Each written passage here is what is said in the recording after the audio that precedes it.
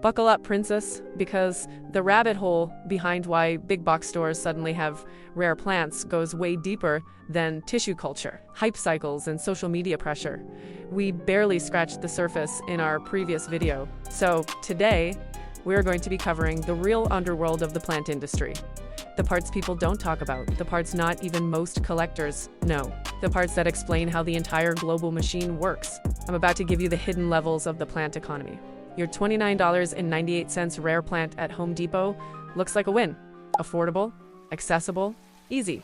But that price tag hides something because, well, tissue culture saves one forest, but it quietly endangers another. The ethics of cheap rare plants?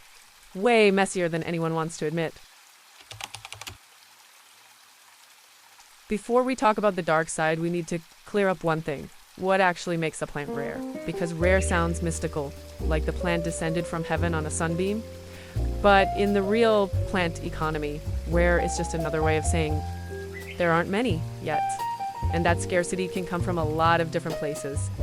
Some rare plants start in the wild, in tiny pockets of rainforests or mountain regions where the species naturally grows in low numbers. They're slow, picky, sensitive, or locked behind terrain that's hard to reach. These are the originals, the plants with true geographic rarity. Then there are mutation hunters, growers who sift through thousands of seedlings hoping for one genetic glitch, a pink leaf, a stripe, a split. Entire industries in Thailand, Japan, and Indonesia exist just to find these one-in-a-million anomalies. We also have artificially induced mutations, labs using irradiation, chemical mutagens, or hybridization programs to create brand new variegations the world has never seen. Many rare plants are literally man-made. And of course, there's the hobbyist pipeline, the random sport or unexpected variegation that shows up in someone's backyard, turning a normal plant into a viral wish list overnight. So yes, rare has many doors. But the moment a plant walks through one of those doors and it catches the world's attention, everything changes, because rarity is peaceful until demand wakes up. But if rare plants can come from so many different places, why does the story turn dark the moment they become popular?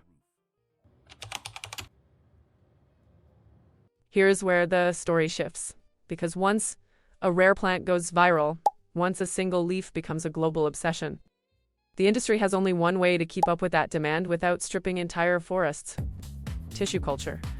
On paper, it's a miracle. You take a tiny piece of a plant, literally a sliver of stem or leaf, and in a sterile lab, you multiply it into hundreds, then thousands, then tens of thousands. Fast, predictable, clean. This is why big box stores even can stock trendy plants. Tissue culture turns scarcity into supply. But here's the paradox. To start tissue culture, the lab still needs one original plant, the mother stock. And when a plant has never been cultured before, that one plant often comes from the wild, legally or illegally.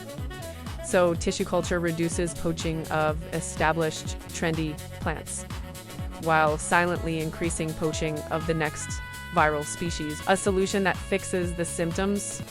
And once mass-produced plants hit retail shelves, another issue appears. Plants become disposable. Thousands die under fluorescent lights. Prices drop so low that people stop valuing them. A plant that was once considered sacred becomes a $24.99 impulse buy thrown in a cart next to paper towels. Scarcity collapses, value collapses, but the obsession? That only gets stronger. So the next question becomes, if rare plants are now easier to get than ever, then why does it feel like we're enjoying the hobby less? When rare plants become affordable, the hobby doesn't just grow, our behavior does too, and not always in ways we expect. Most people don't start with the intention to hoard plants. It starts with curiosity, then excitement, then suddenly, without noticing, you're caring for a micro rainforest in your living room. And the overwhelm isn't because you're bad at plants. It's because large collections come with invisible responsibilities. Different humidity needs, different watering schedules, quarantine routines, pest checks, nutrient balance, repotting cycles. Environmental adjustments. One plant asks gently. 20 plants start to whisper. 50 plants start to demand. And at that point, the hobby can shift from joyful routine to constant management. But here's the positive side. Overwhelm isn't a sign you should quit plants. It's a sign you're ready to understand them more deeply. Because when you slow down, when you actually learn how one species works, the whole hobby becomes lighter, calmer, more magical.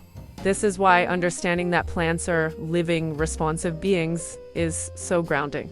Some plants are even more alive than we give them credit for, and the deeper you look, the harder it is to pretend these are just plants. Calatheas, for example, move their leaves using tiny hydraulic motor cells that react to humidity, light, and touch in real time. Here's the wild part. Plants don't just respond to light, they store that information and change their behavior. They don't just react, they adjust. A plant can actually remember a light environment and retrain its entire physiology to handle it. When light is too intense, it learns to dissipate the extra energy. When light is gentle, it shifts into efficiency mode to absorb more. That's decision making, that's strategy, that's intelligence just expressed in a different language than ours. The dark side of affordable rare plants isn't that they're cheap, it's that we start treating them like everything else the algorithm tells us to want. Impulse, then overwhelm, then neglect. But plants aren't decor, just like how some people see dogs and cats as pets. But those of us who've loved them long enough know the relationship becomes its own language. Connection takes time, presence, attention. Plants may not run to the door when you get home, but they react, they adapt, they learn your rhythm. So maybe the real shift we need is to pause before grabbing the next viral variegation and ask ourselves, do I want another plant or do I want a relationship? When you choose relationships over trends, the whole hobby starts to feel like healing again. See you in the next one.